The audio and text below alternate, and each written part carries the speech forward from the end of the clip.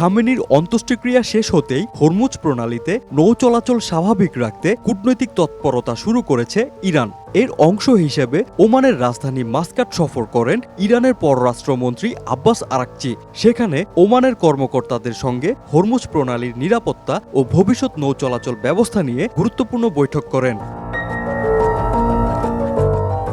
ইরানের দাবি, হরমুজ প্রণালীতে নৌ চলাচল ও ট্রাফিক ব্যবস্থাপনার দায়িত্ব নিতে প্রস্তুত তেহরান।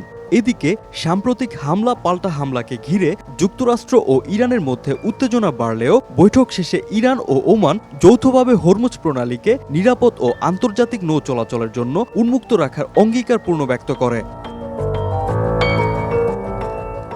দুই দেশ জানিয়েছে, ভবিষ্যতে হরমুজ প্রণালীকে ঘিরে যে কোনো সামুদ্রিক ব্যবস্থা দুই উপকূলীয় রাষ্ট্রের সার্বভৌম অধিকারকে সম্মান রেখেই বাস্তবায়ন করা হবে।